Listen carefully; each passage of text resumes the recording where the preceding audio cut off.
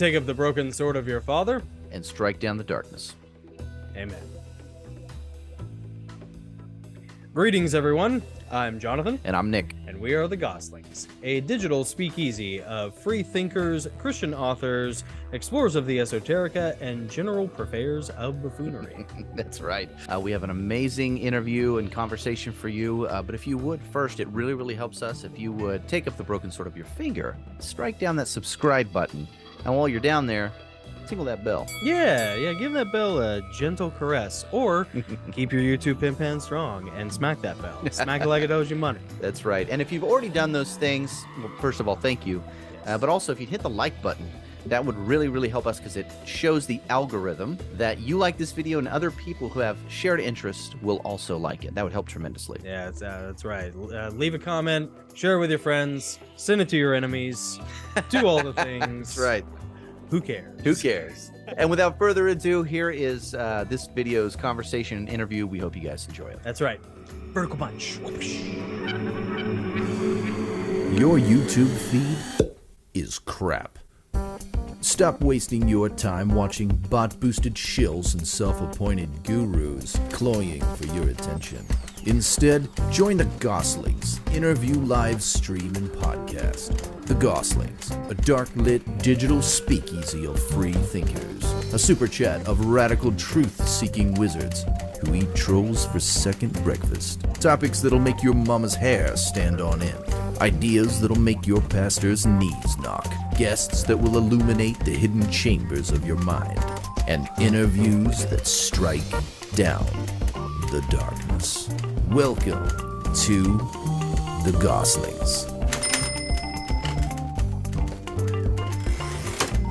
Well, we did want to talk about Israel. I mean, that was one of the, the whole conflict was something that we really wanted to circle back with you about, because you're one of probably 3 or 4 channels that we watch consistently.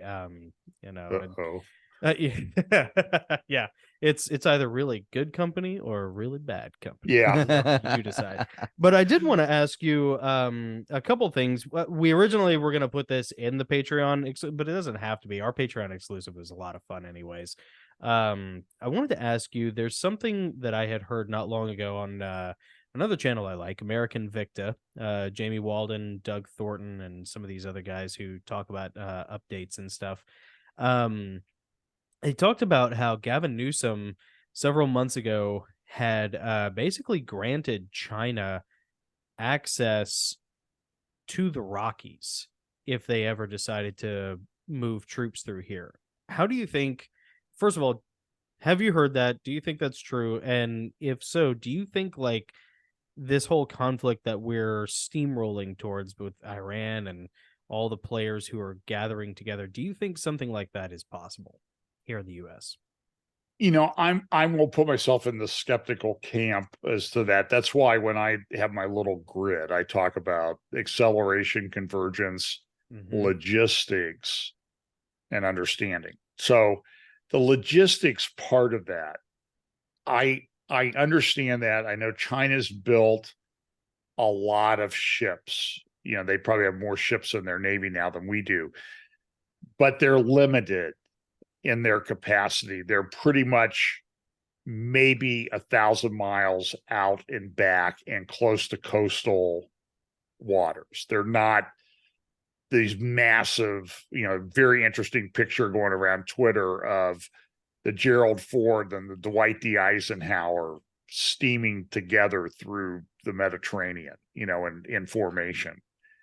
The 2 big aircraft carriers, and you can see how big the Gerald Ford is. I mean, this is a massive, massive boat. Oh yeah. But I would put that in the logistics thing. I know that people talk about that. I think that China, when it taking over a country is difficult. It requires a lot of movement of troops and equipment and food to feed the troops, weapons, ammunition. Remember when Saddam Hussein invaded Kuwait back, when was that? 1990, I think. I think it was 90, 91 maybe. Gulf War was 91, if I remember correctly. It was during the Bush 41 administration. And so the United States clearly back in those days was the most logistically capable armed forces ever in human history. And it took us 6 months to get things positioned to do a war across flat land, let alone something that might involve mountain and an ocean that's 5,000 miles across. So I just don't know that China has the logistical capability of doing that. And then people say, well, they'll just get on a plane and fly. But how many transport planes do they have? Right. Yeah. And so like as we're moving things into the Middle East now, we've got those giant C-17s. I mean, if you've ever seen one of those things, it's like an eclipse when it flies over on a sunny day. I mean, there's a big shadow. They fly them out of Wright-Patterson Air Force Base over here, and you see them practicing every now and then. And then there was a big air refueling wing. I don't know if it's still down here at Rickenbacker Air Force in the south side of Columbus. And I had a friend who was a navigator for those.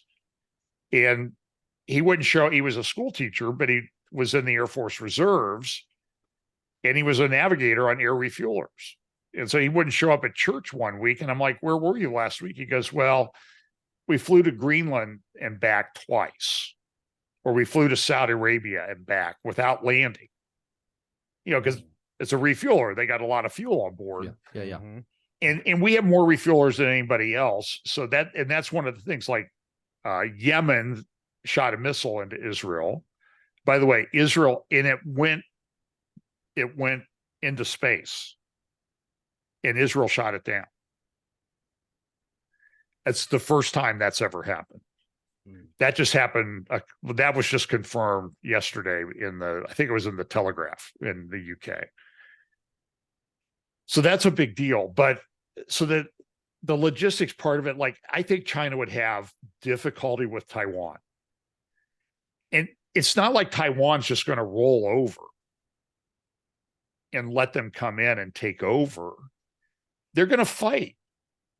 And they can do the guerrilla thing and make it very difficult for them. So I'm just not convinced that China can just roll over Taiwan. Yeah. You know what Taiwan could do? There's a guy from Azerbaijan who has a very interesting YouTube channel. He does like the greatest map graphics. It's the Caspian Report.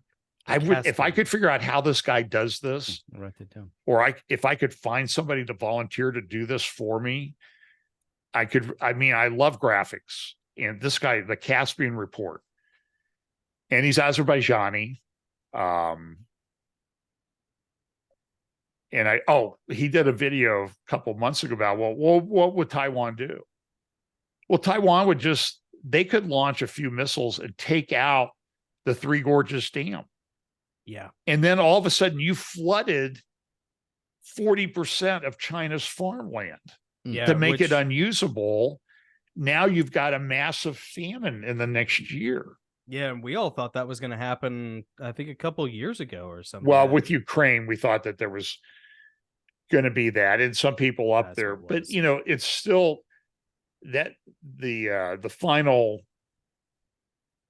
assessment of what's going to happen on a logistical famine basis and from the Ukraine war, I don't think that chapter's written yet. Yeah, I know. That could still happen.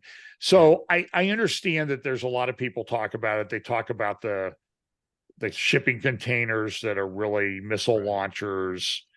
And I think that's probably true. I mean, we've completely, and look at what's going on the border. Yep. I mean, I saw a video the other day of Texas puts up razor wire and the feds come and cut it off. Yep.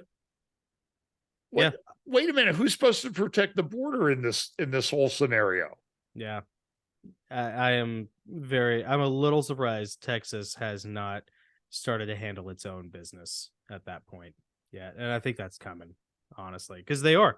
I've seen pictures of Border Patrol agents cutting the barbed razor wire and opening up the fence so people can get through. Yeah.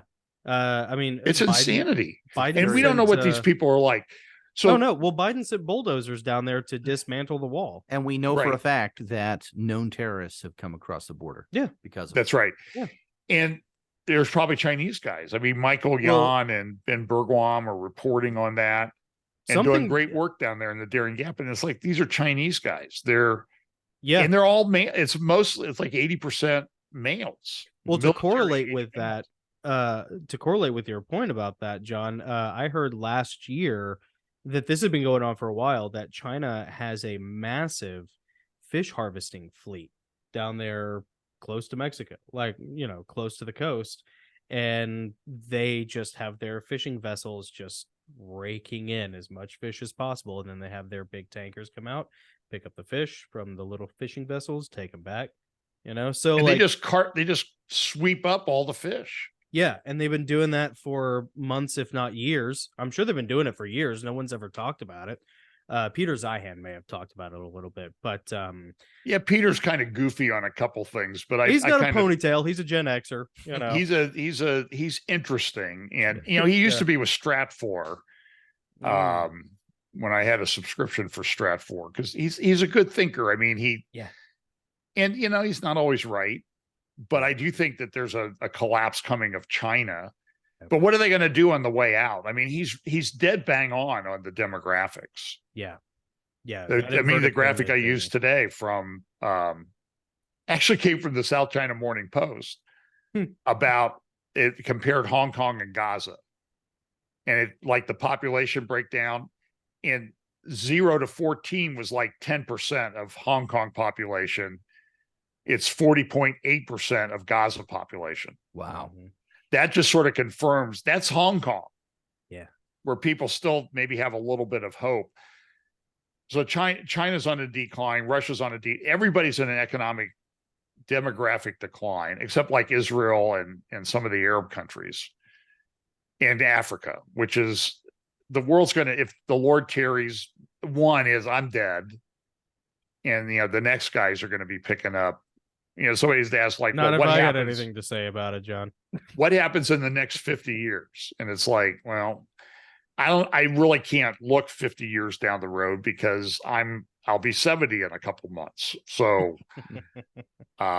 likely that I'm going to make it to 120, probably not going to happen. Might make it to 90. But this thing is sort of it's hard to get your head around it because it's developing so fast. Right. So I'm not sure there'll be a big land invasion thing. And so when I look in prophecy, Ezekiel 38 and 39, that's one everybody talks about. And is Russia involved or not? I kind of think they are. I think they do it because one of the hooks in the jaw is they have a Muslim problem there. I mean, 8 years ago, Foreign Policy was reporting that in Moscow, 25% of the population is Muslim 8 years ago. Wow, I didn't know that. Where did that come from? The destabilization of the Arab countries from all the various conflicts that have been going on? Well, it's just that sort of like Russia what they did fought with Europe. Russia fought wars. Their males got killed, and then a lot of them became ne'er-do-well alcoholics because they didn't have any hope. Yeah, and they just didn't have babies. So it's sort of like us. I mean, our population kind of is hung in there because we have so much immigration. Right. But then there's a downside to that. So Putin in Russia was always concerned about the Islamic republics that were within the Soviet Union. And 25 years ago, I was talking about this, that I thought that one of the hooks in the jaw would be that Russia would have concerns about its Muslim population. They're in survival mode. So it's sort of like, if you guys let us alone, we'll help you invade Israel and take it out. And the Stan republics, Turkmenistan, Kyrgyzstan, Turkestan, Azerbaijan, Kyrgyzstan, all those, and then we include Afghanistan and Pakistan. They're anti-Israel. They're anti-Jewish. They're Muslim. They would come in a heartbeat to take out Israel because they think that's going to solve all their problems. It's part of their theology. Yeah, they are diametrically opposed. Right. So I've often thought, so if Russia's involved, but then there's the logistical part. So Russia's going to get its stuff down to the Middle East. And how does it do that? And people say, well, they're in Syria. Well, they have like 5,000 Wagner guys in Syria or did. But what's the status of those Wagner guys anyway? Yeah. Don't know. Hey everyone, I'm Jonathan Goss with the Gosslings. Give your inner Christian warrior something to really gravitate towards and feed upon with Heavenly Realms, a series of 7 novels about angelic warfare written by me, yours truly. It is masculine, warrior-based fiction that is biblically based, but is extremely gratifying for the warrior in all of you. It is available on Amazon in paperback, ebook, and audiobook. If you like it, leave a review. If you want signed copies, you can always email us at thegoslingsgroup@gmail.com, and I would really love to hear from you. Again, Heavenly Realms by Jonathan Goss, available on Amazon. Check it out.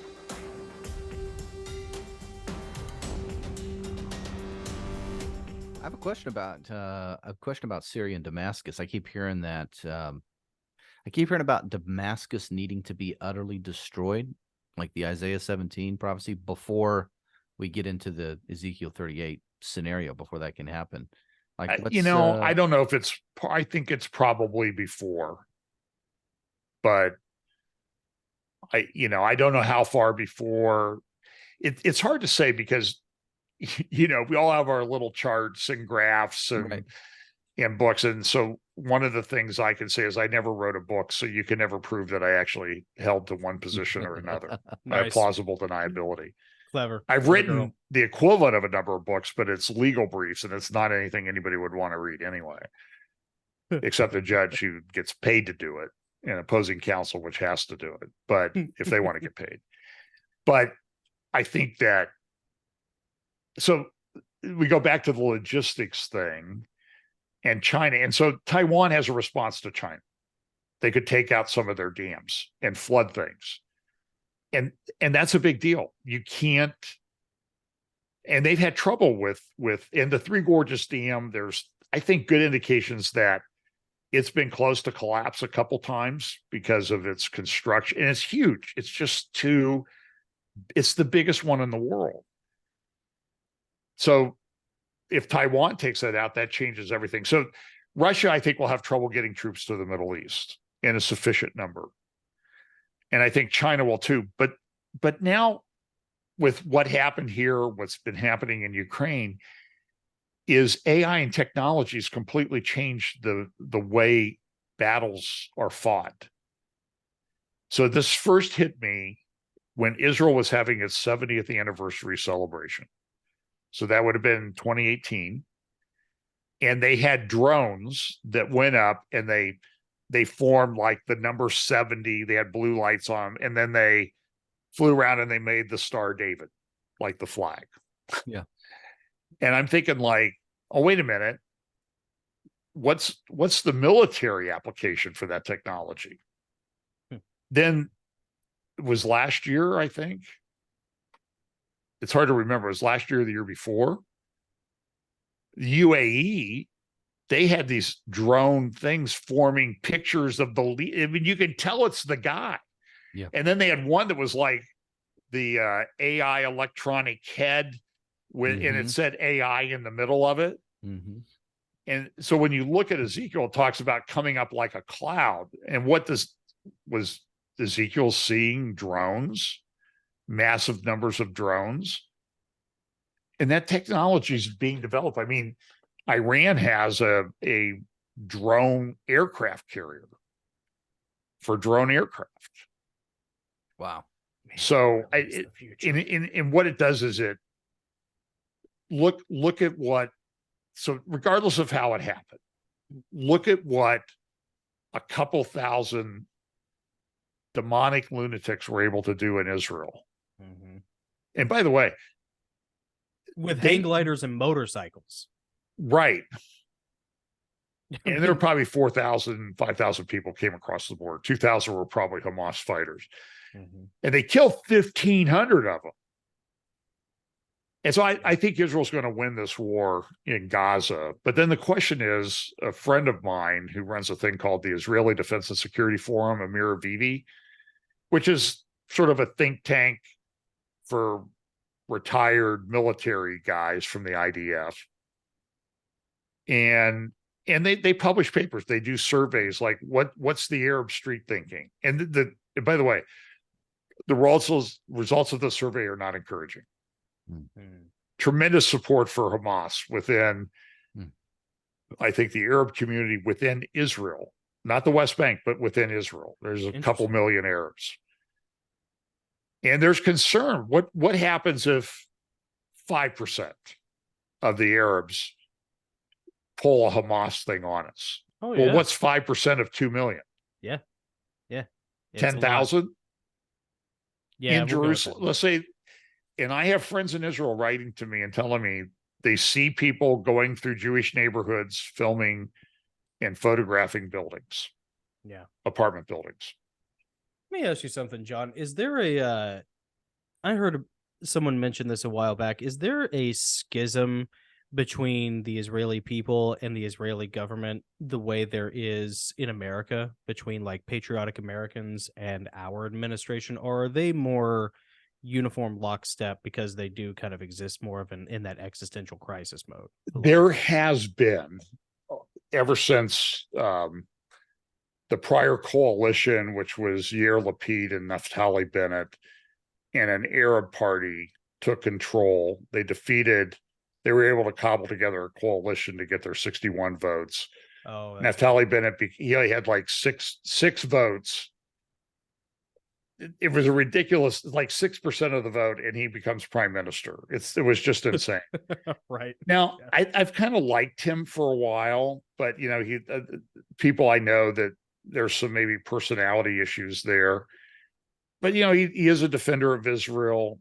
He was a multi-million-dollar businessman, made some money and everything, and he could have just retired and gone to Dubai or someplace and got one of those hanging apartments in Neom or something like that. But I think he's coming back. He's going to make another push.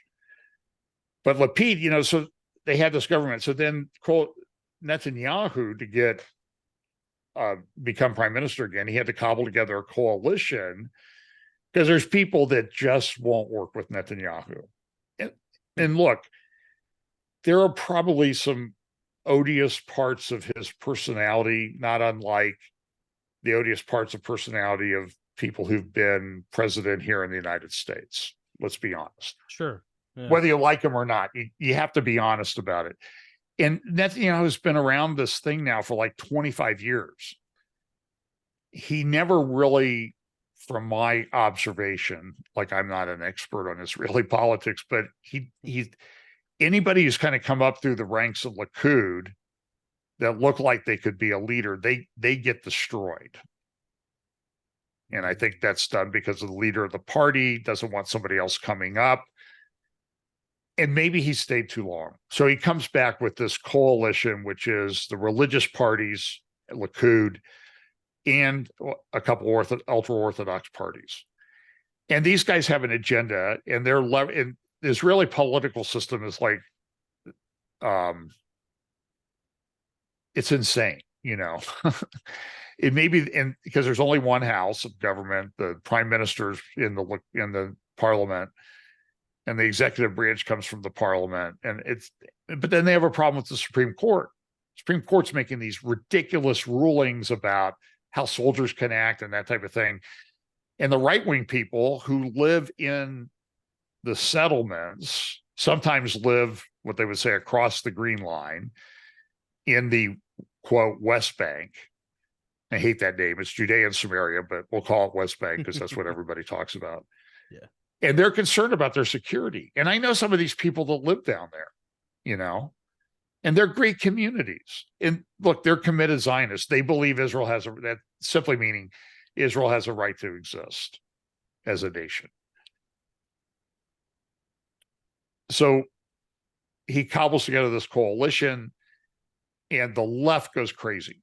But this is funded by left-wing NGOs and that type of thing. Mm-hmm. The type of ones that we see, George and his son and those type of things. Yep. And by the way, in our country, I saw Obama talking about the Gaza thing yesterday. And that I call it the Biden administration for a very specific reason, because Biden's not doing anything. No. There's somebody pulling the strings back there. And I have my suspicions. But during the Obama administration, and I don't think people really understand what happened. So in 2008, in the financial crisis, they had a lot of financial settlements, multi-billion-dollar financial settlements with big banks and everything about the way they package mortgage loans and that type of thing. Where did that money go? It didn't go to the consumers. It didn't go to business people. It was laundered through a series of these LLCs set up, NGOs, left-wing organizations, and they got billions of dollars. I know this happened. That's why it's hard. I mean, that somebody like Trump was able to overcome that even in one election is sort of like, how did that happen? Yeah. That wasn't supposed to happen. Mm-hmm. So the same thing's happening in Israel. Those NGOs are coming in and funding these protests that are taking place. So I would say that there is a left-wing lunatic, like 15% in Israel. They're crazy. They're like 15% left. And it's probably more than that here in the United States now, I think. But yeah, we're pushing a solid 30 here. Yeah. So least. Maybe it's that much in Israel. I will say, though, that with these attacks, there's probably more unity in Israel right now than ever. Right. But the internal thing is like, did Netanyahu plan this? Was this a false flag? Did the IDF, the guys that opposed Netanyahu, did they allow it to happen? I don't know. I really don't know. Yeah. That was But, okay. It's not so people say, well, Netanyahu planned it. He's the kind of guy that would do it. Okay. But it's not that much of a leap from that position to what Nasrallah said. Not only did they plan it, the Israelis killed their own people. Mm-hmm. I mean, that's not a long walk to get from that. The Netanyahu planned it to get to that. Their people killed their own people. Yeah, well, in all fairness, I mean, we have our suspicions about 9/11, don't we? I was going to say, everybody's calling it the 9/11 of Israel. Yeah. For both reasons, the conspiratorial as well as the tragic. Yep. You know. So I've always tried to think, like, these things happen sometimes. Sometimes enemies plan stuff. But certainly when they happen, there are people with nefarious motives that are going to take advantage of it. Sure. So we certainly, at least that's the minimum of what we saw after 9/11, without getting into all the the different conspiracy theories. I've got a question for you. You know Chuck Missler, right? Everyone knows Chuck Missler. I did. He and you got to meet him, I think. Oh man, that's so cool. Yeah. I actually I got to have dinner with him a few times and sit and talk with him for a while. Yeah. So it's awesome. He observed, I remember one of his videos, one of his teachings, he observed that the colors of the Muslim state flags kind of correspond with the four horsemen. Colors of the four horsemen. Yeah. What's your opinion on that? Well, I think it would be insane to deny that Islam plays a role in the end times. So the question is, how much? Is it an Islamic Antichrist? And I kind of lean that way sometimes myself. And people say, well, no Jew would ever, no good Muslim would ever go into the temple and declare himself to be above all that is called God. And I said, my response to that is, who said he was a good Muslim? This guy's going to be possessed by Satan, is what I think. So all bets are off. And right now, so it was interesting in this discussion between Barry Weiss and Walter Russell Mean. She was like, well, we just need to have somebody come and do fireside chats. Joe Biden should do fireside chats like Roosevelt did to calm everybody down. Please do it, Joe. You can tell she's center left. She's just can't break free of it yet. She's trying. Sure. Yeah. So give her. That mental image. Exercise some grace. But the way she was talking about it is, why isn't everybody clamoring for this? Why aren't we asking for a guy who can walk us through this? Yeah, good point. That's what she was saying. I mean, you Yeah. should listen to the interview, especially What was her name again? Barry Weiss, Weiss. And it was the interview with Walter Russell Mead or Reed? Mead, MEAD. MEAD. Okay. Like the lake, the Okay. drying up lake. And he's an older guy. I think he might be trying to think. He might be with Hudson Institute or one of those think tanks like that. And like I said, every now and then he says something. And it's like, oh man, you were doing so well. Why did you have to go there? But he's a smart guy. He's an historian. And he's a good thinker, and she's a good thinker. Yeah, But- people say that about me all the time. Yeah. You were doing so well. Why'd you have to go there? Yeah. So you had me until Right. Yeah. hello. You had me until hello. Not you had me at hello. You had me until hello.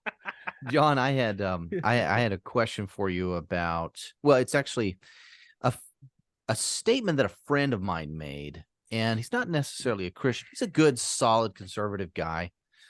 But when all this kicked off last month, his opinion was that, the U.S. shouldn't be getting involved in another foreign war in light of, how we've been bled hundreds of millions of dollars recently to other conflicts. So, like, as an American, why was my question for you? What interest do we have?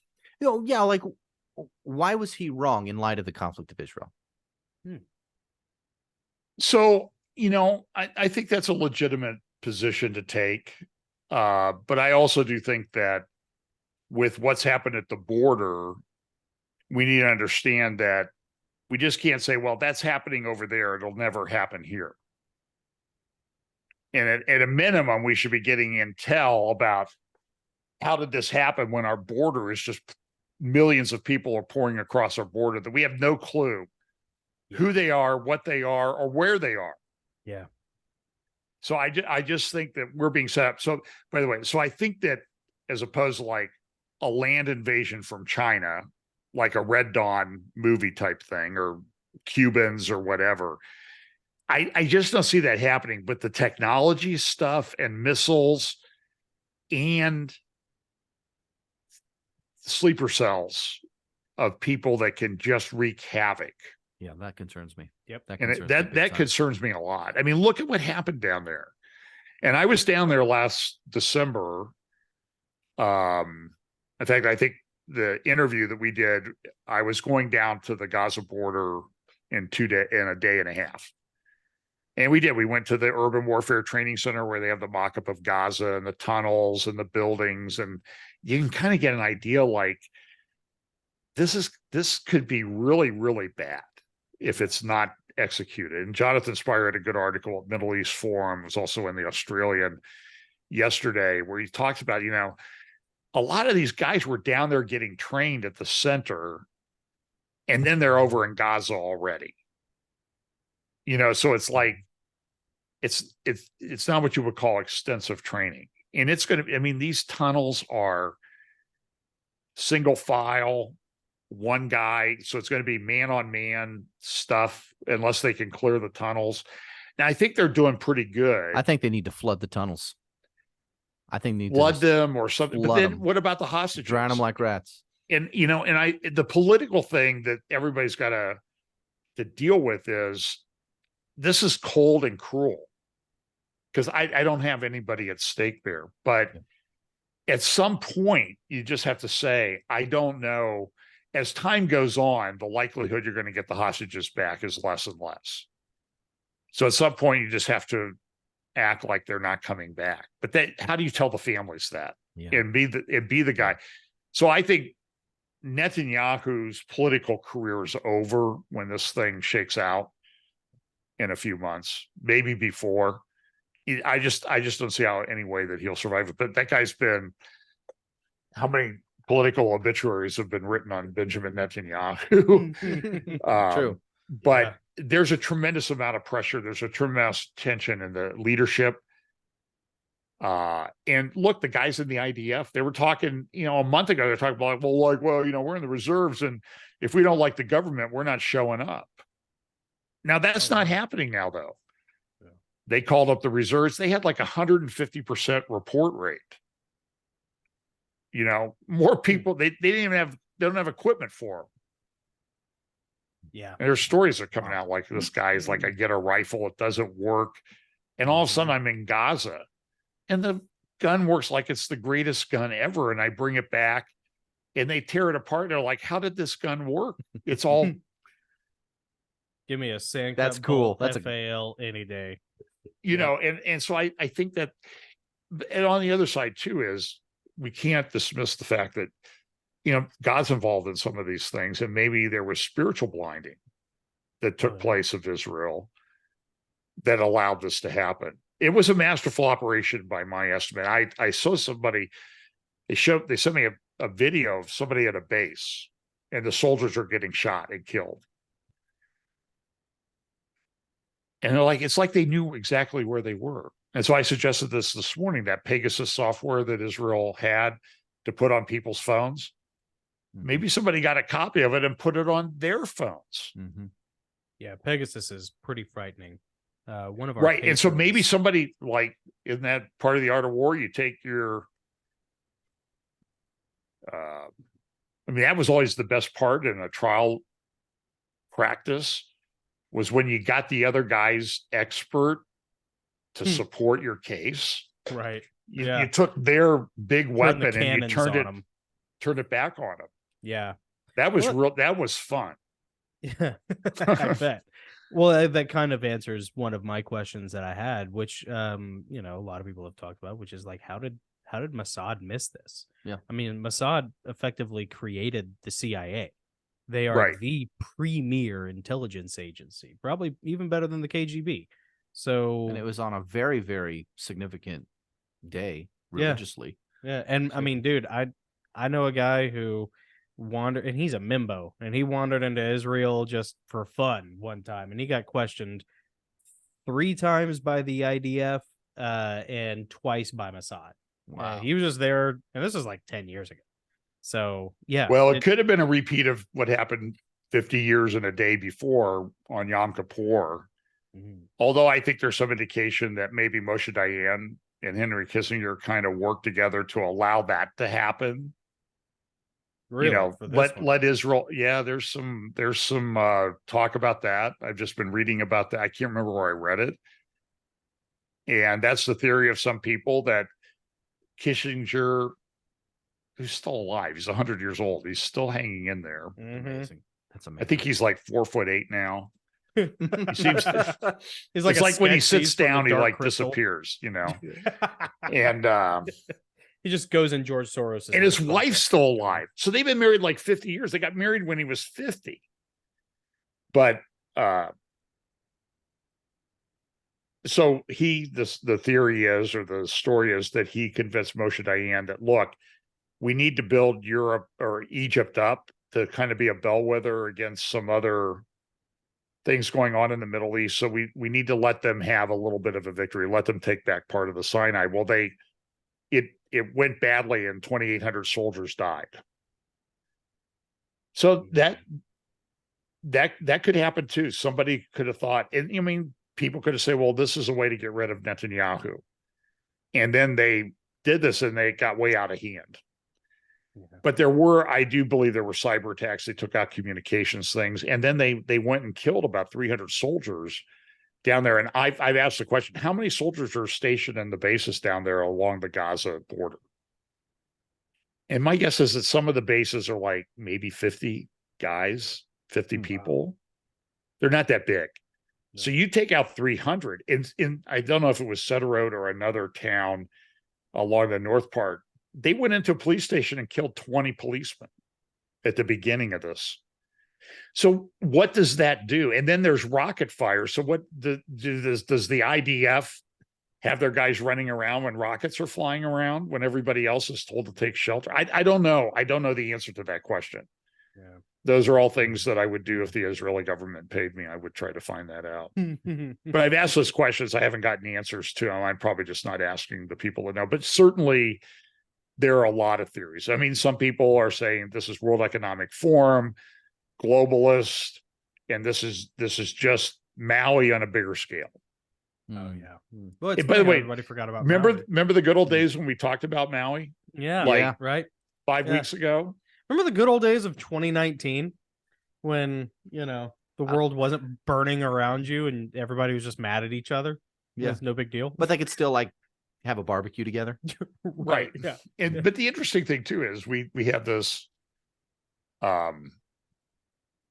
sort of the thing where Bible prophecy guys should be a little bit humble is I don't remember anybody calling any of this like this is what's going to happen. Yeah. Yep. And so we have parameters of Bible prophecy, but sometimes it's only in hindsight. It's like, oh, so that's how that's going to work out. Mm-hmm. That's how that one is going to be fulfilled. So I think we need to be a little bit humble about that. For sure. I have one last question for you. Jonathan might have another one. I got one last one. What happens if the U.S.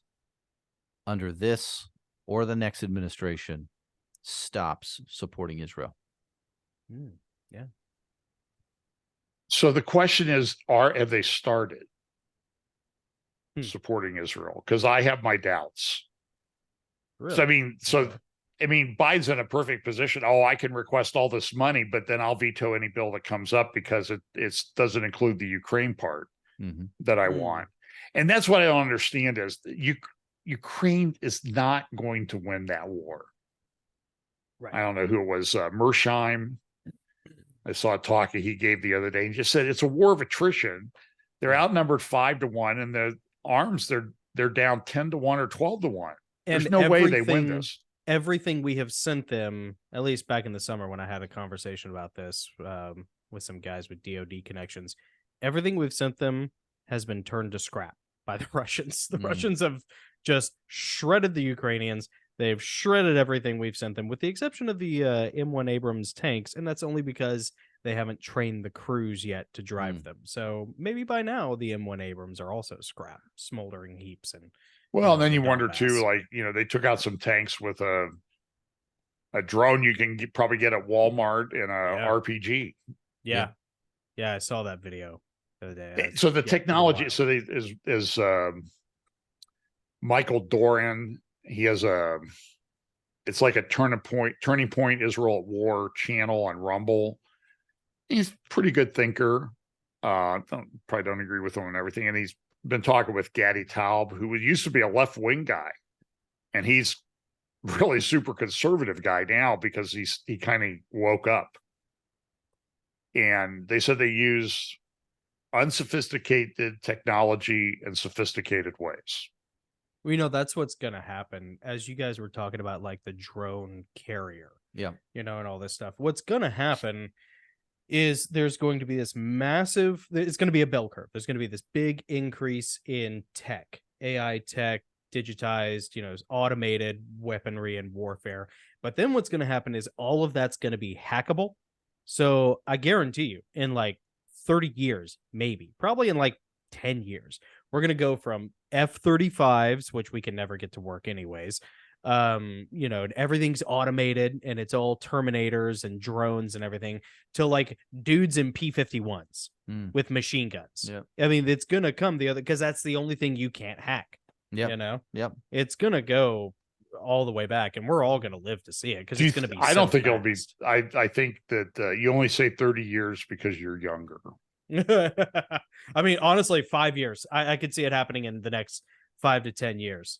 I mean, what's Kurzweil say, that the singularity is going to be here in 2029? Oh yeah, that's and right. implemented in 2030. Yeah, that's a fair point. And then when so everybody, we got all the Elon Musk fanboys, and then when I go listen to his interviews with Sunak, it's about 51 minutes. And aside from getting over, Bill Gates thinks you're a great guy, Elon.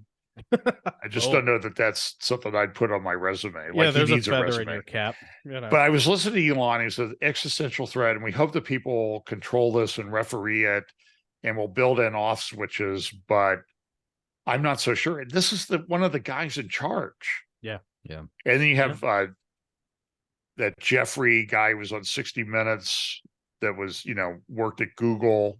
And you have the guys that Eliezer, whatever his name, like the ultimate geek guy, saying We need to take out the server farms if they don't stop. But who's stopping?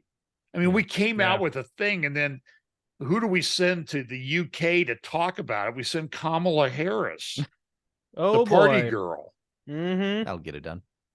Yeah. And so I just don't think that we've really, nobody has a handle on this. And we can put brakes on it, but is China, right? is but Russia, no one else is going to. It's Iran, right? It's the same thing as nuclear Iran thinks they proliferation. can bring the Mahdi if they create Armageddon and chaos. So what?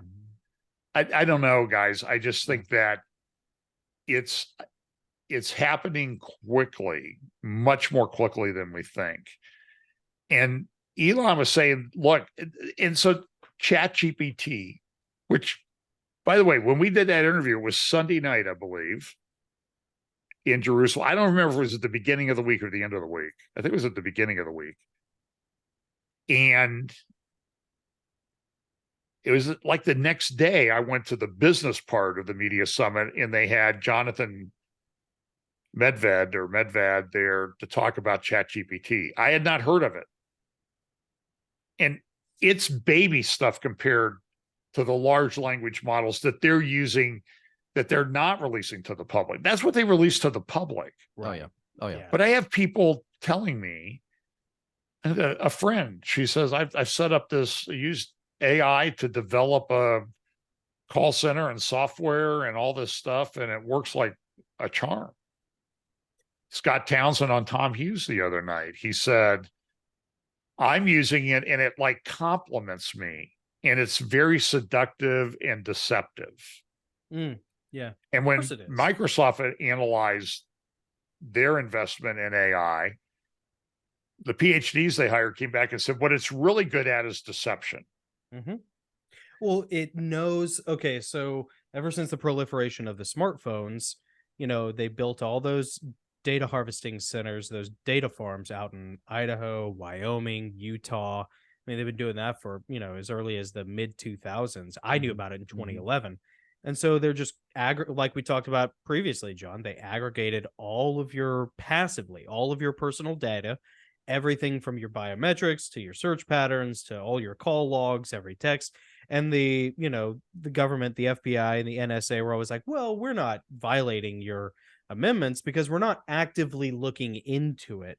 But what that was doing is it's helped laying the groundwork for AI to be able to, like Skynet, rise from that morass, that digital primordial soup of information. So like we're all going to get minority reported. It's so easy to predict our, patterns. So here, I just went to X.AI. This is his new company. Here's what it says. Announcing Grock, Grok. Okay. I guess Tron was trademarked. I don't know. They couldn't get the. Grock is an AI modeled after the Hitchhiker's Guide to the Galaxy, so intended to answer almost anything and far harder, even suggest what questions to ask. Grock is designed to answer questions with a bit of wit and has a rebellious streak, so please don't use it if you hate humor. The answer is 42. So this is dated November 4th. That's yesterday. Yeah. So this is when they're rolling it out. And if they're rolling it out at this level, you know that it's much more developed than what you think. And he said, I believe he said in that interview in the UK, they're going to have access to everything from X, from Twitter, all the data. And the interesting thing in that interview is like, it's a existential threat. I don't know if we can control it. It's very serious. Oh, of course. But we're moving forward. My company's rolling out another large language model that's better than anything so far. And in the background, it was sort of like if you look behind his eyes, you could see, okay, I hope the SpaceX rockets get me out of here. You understand why? Because the guy who's developing this wants to leave the planet. Yeah. He wants to leave us all behind. So anyway, I don't know if I've answered your questions. it was an interesting discussion. I think It was really and great. It was really good. Yeah. Well, my there's question so many about converging things in my head. It's hard to knock down 18 rabbit trails on everything. yeah, Tell me I about know, I know. I think my question about Israel supporting, the U.S. supporting Israel is more about the relationship that the U.S. has had for decades with Israel as being one of its number one allies. Support is not just funding. It's also, a couple of carriers in the Middle East that are moving close. There's that. By the way, Israel said, we don't want any soldiers. Don't send no boots on the ground. We'll take care of this ourselves. Yeah. But we're there. And I don't like the people in charge. I'm concerned about that. What's the mission? And somebody asked a question. I think Vivek Ramaswamy, he's from Columbus here. Mm-hmm. And he asked a question, what's the mission? What's victory look like? Mm-hmm. I want to know that. That's a fair Now, question. my response to that would say, hey, Vivek, you're the rich guy who's running for president. What do you think victory would look like? Why don't you come out and say that instead of just knocking on everybody else for not telling you what it is? You want to run the whole show. Right. So we're going to come to you and ask you someday, well, what's victory look like? What are you going to do? What's your mission? Yeah. Are you I just think demagogue? I think that's exactly, you said it exactly correctly. And I like the guy. Okay. Right. But, Yeah. he's a young guy and, he's less than half the age of any of the other top guys running, it seems like. Dude, he's younger than me. I mean, you want to talk about feeling like, I think he is, because I'm 40, so he's got to be. Yeah, he's 38. Right? I think he's 37 yeah. or 38. Yeah. Okay. Sure. Like Great. Ezekiel 38. Yeah. Oh, maybe that's It's a sign. It's a sign, John. Well, so anyway, so I just think that we need to be, I just encourage people that don't be too dogmatic in your Bible prophecy views about exactly how it's going to work out. Yeah. I don't mind having a knockdown, drag out argument about it. I'm fine with that as long as we can be friends at the end. Absolutely. I mean, every now and again, I can't believe you went to this and this guy, he thinks this, and it's like, okay, so that's fine. You can't handle it. I'm just saying is, like some of these guys, I mean, we sit in a room back there and talk for 3 hours. That would be the best Bible prophecy conference, is just have open mic night in the green room at these prophecy conferences. Oh man. Yeah, honestly, in a lot of ways. I mean, I was blessed before I started being a speaker. Maybe I'm just a pushy guy, but I would get invited back to those rooms and talk. And I remember one night I went to dinner, it was after a conference, went to dinner with Chuck Missler. It was at the pastor's house.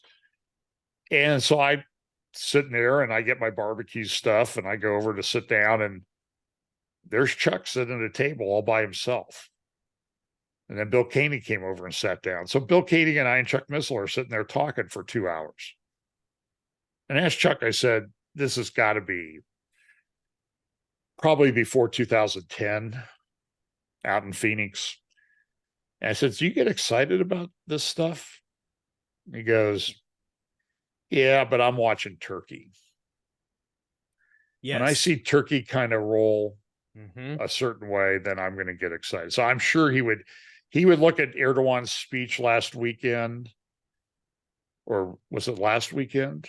Yeah, I guess it was last Saturday, a week ago Saturday, where he said, the cross will be overcome by the Islamic crescent. That's what he said. Wow. Everybody's withdrawing diplomats. Now, I think the Saudi thing's going to come back because Mohammed bin Salman there's a generational shift there. But that generational shift is not going to happen in Iran. Yeah. Nobody that would have an inkling of thinking anywhere close to what Mohammed bin Salman thinks is going to get anywhere close to that leadership structure. I mean, listen, they said Rouhani was a good guy. He was a moderate. Now they've got Raisi in there, whose nickname is the Butcher of Tehran. Yeah. That's a good guy to have. Yeah. I just think that I just see a lot of disruption in the future. And we haven't even talked about the economy. And I have no idea where that's going. I'm concerned about it. I mean, things are changing. There's a demand destruction that took place in commercial real estate here in the United States that has not been priced in the market. When that starts to be priced into the market, banks are going to go. Yeah. They've been very clever, and maybe they'll continue to kick the can down the road for another couple of years. But eventually, all the chickens come home to roost. Mm-hmm. And you have the technology developments in AI and defense and military. And now we have Grock. What does Grock stand for?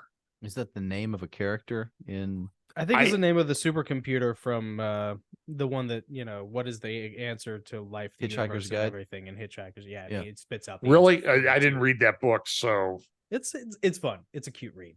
It's cool. But I just thought when I was listening to Elon's interview this morning, I kept thinking like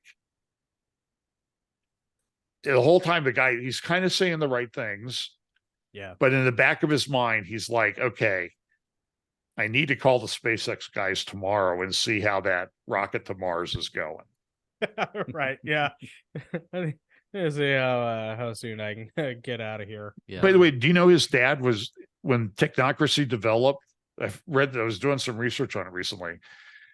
Not his dad, his grandfather. Yeah.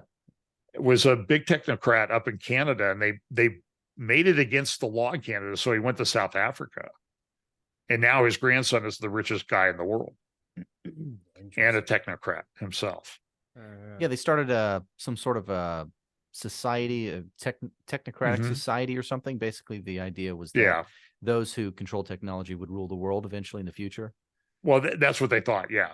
And the big push for it here in the U.S., Patrick Wood talks about in his book. I'm sure Joe Allen does. I haven't read Joe Allen's book yet, but Columbia University. And then it sort of evolved into a guy named Zbigniew Brzezinski, was one of the big technocrats that came out of Columbia. Yeah. And he's no longer with us. We think maybe they uploaded him to the cloud. I don't know, before he died. Yeah. It's very weird. It is a bizarre, heady time. But they're not going to take over the world yet because people still have options. Like you don't. In fact, Nick wrote a book about it.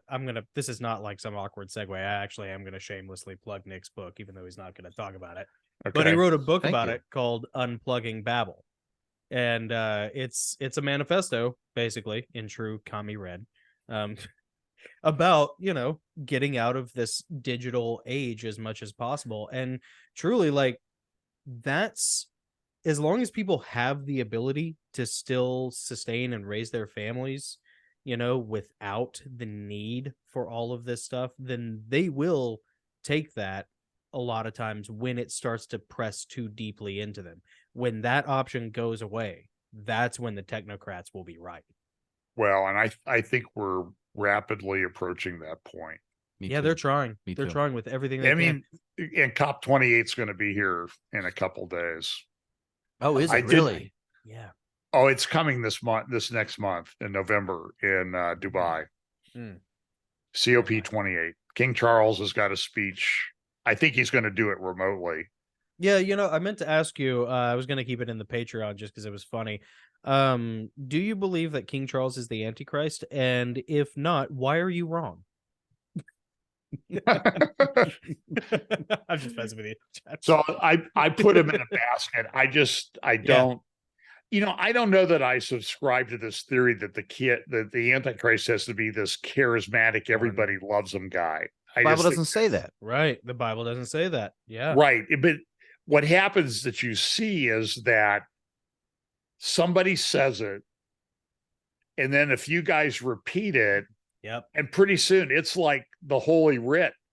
Yeah. Yeah, that's right. We see it in our comments all the time. No, it can't be this guy. It can't be Charles because he's not charismatic enough. He can never be the Antichrist. The Bible, we get dozens and dozens of those comments. And you're exactly right. They've heard it so many times they think that that's actual scripture. Tim Cohen makes a fairly compelling case. Yeah, he's very detailed.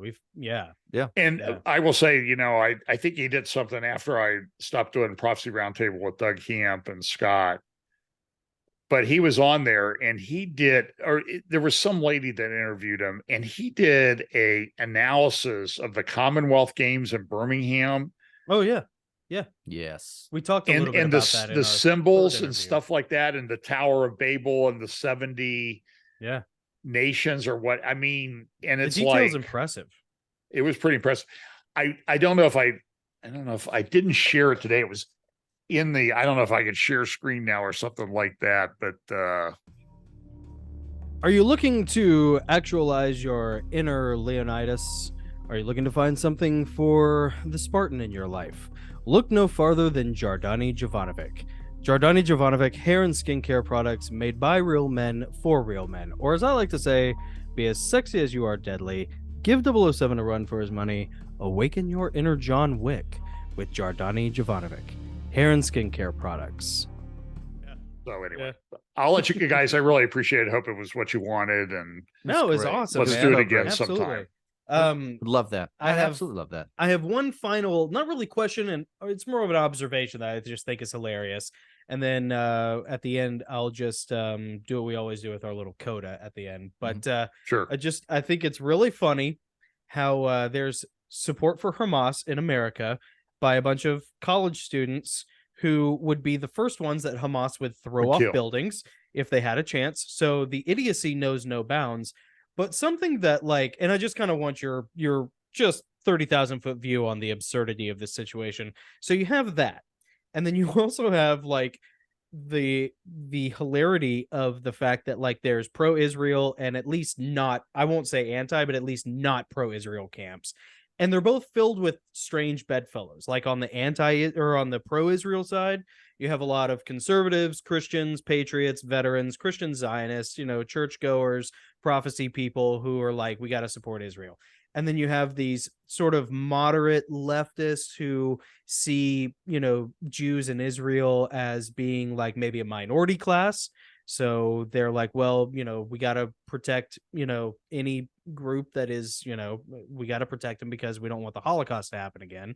But then on the not pro, and these are like conservatives and liberals, both looking at each other being like, oh, we're on this side. Oh, you're in the boat with us. Oh, Yeah. And then on the like at least not pro-Israel side, you have all of these Hamas supporting ding-dongs in universities, and you have like some of like the Chad trad uber patriotic, Israel is a Zionist state kind of, let's not, and they're both looking at each other being like, how do we wind and up? Nazis. Yeah, it's like the end of the Rocketeer. KKK was over there. Yeah, it's like the end of the Rocketeer when the mafia guy and the FBI agent are both shooting at the Nazis, They're like, wait, we're on the same team now? Yeah. Like, what is your take on the absurdity of this whole political landscape in regards to Israel? It's hard to put it into to have categories to fit everything.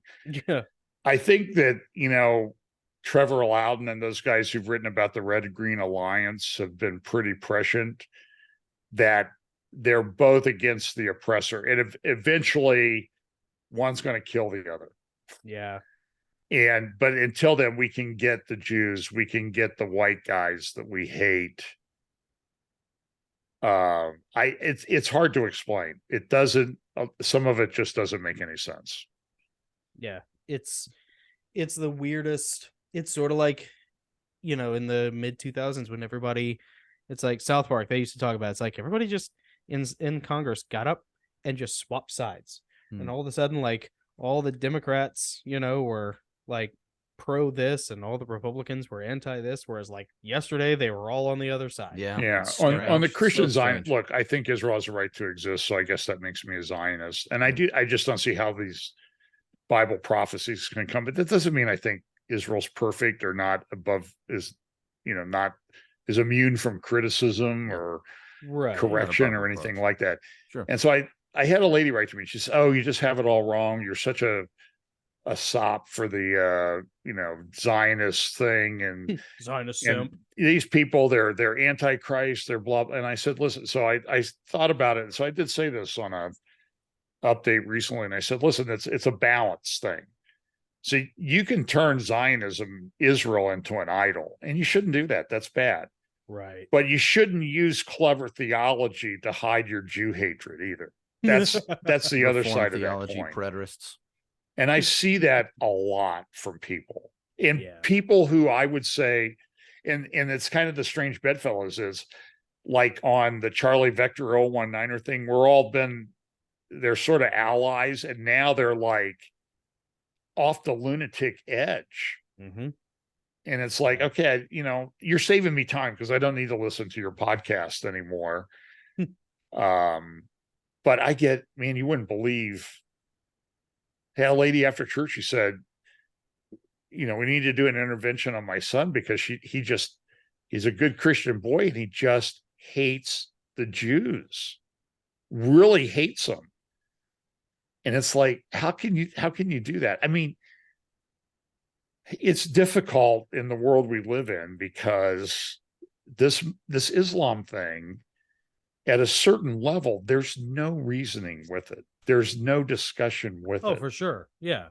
Islam and will destroy it's your almost flesh. kill or be killed. And I hate to say that, but I think that it's true. And taken to it sounds cold and cruel. But Walter Russell Mead in that interview made a very interesting comment. I quoted him today. War is not a war crime. Yeah, that's a good. So, but it's tough. I mean, look, my dad was in World War II. He struggled with it. He was injured.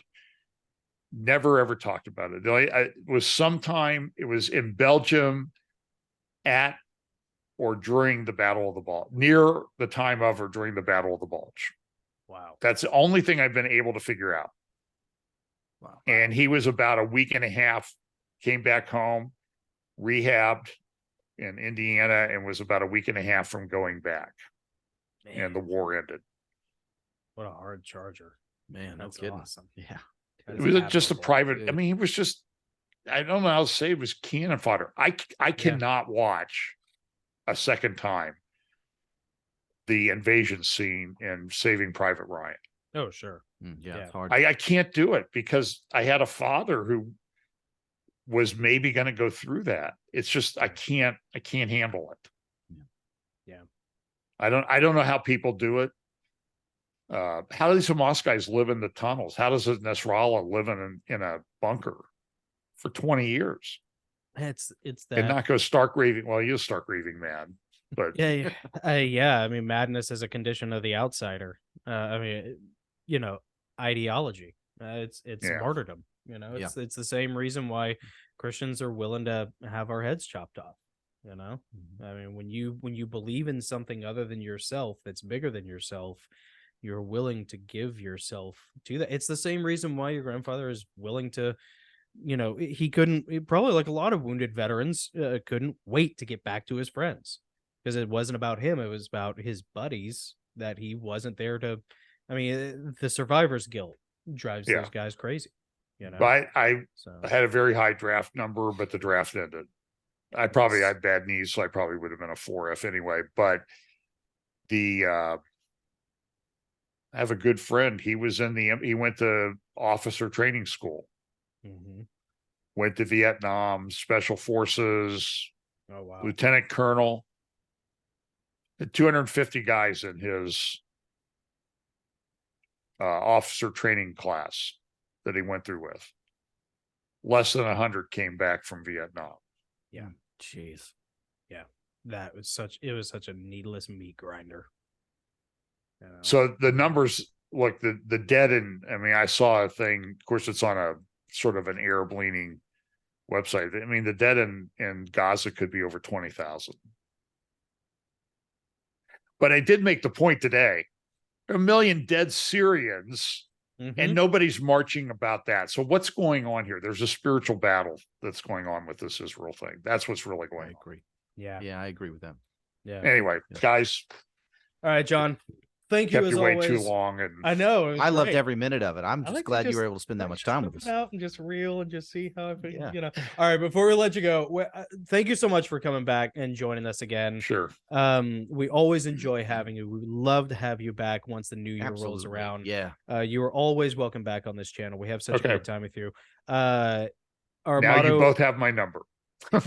Yes. Yes.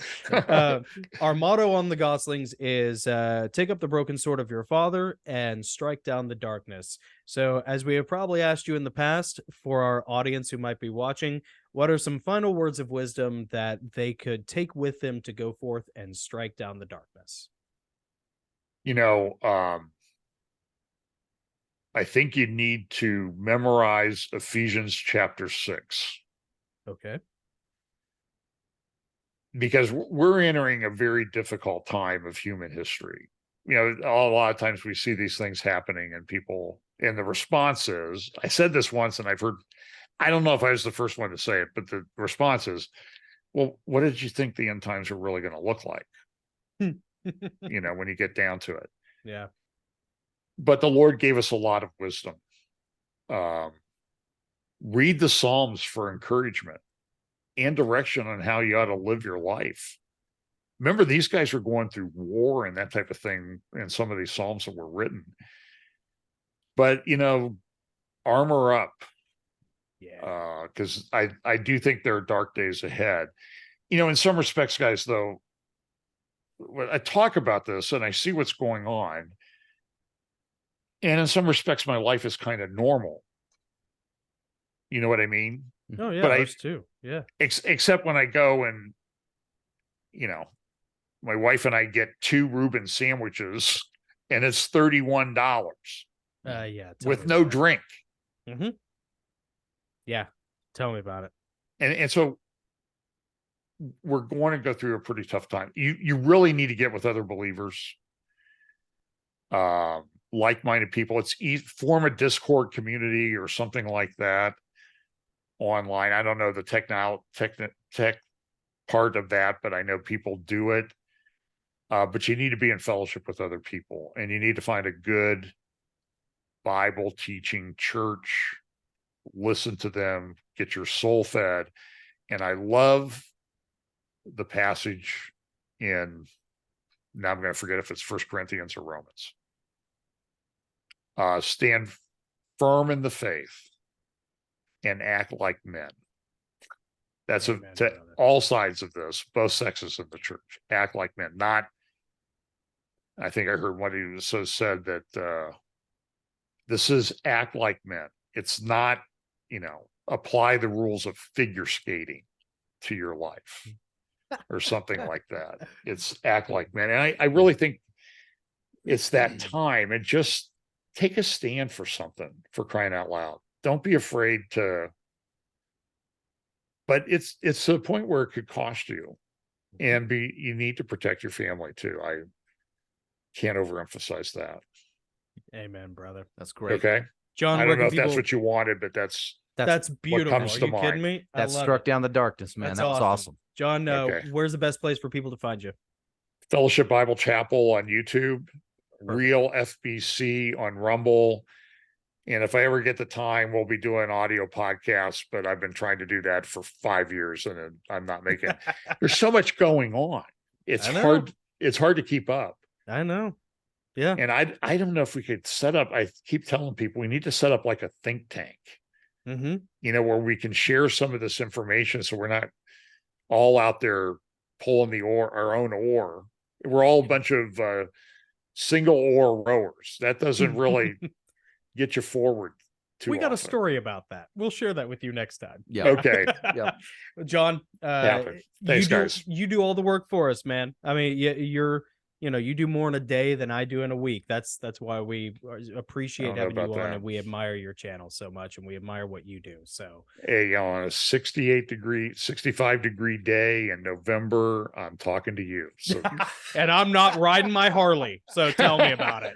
I know. We'll wait for a very cold, miserable day to do this again. Yeah, a bad day in June. I need a new putter. That's what really bothers me. The world's falling apart, but my putting is awful. So I know the feeling. So I got to keep it in perspective. So is my first gear U-turns. So yeah. It's all relative. John, anyway, guys, thanks a lot. Thanks, buddy. See you. Take Have care. a good rest of your day. God bless. Bye. Hey guys, if you're enjoying this conversation, you like this interview, and you want to hear some more of it, including some down and dirty stuff we're not allowed to say here on YouTube, head on over to patreon.com/the Gosslings, sign up for one of our tiers, and enjoy some exclusive content. That's right. And remember, keep it cool. And these are interviews that strike down the darkness. That's right, baby. A vertical punch.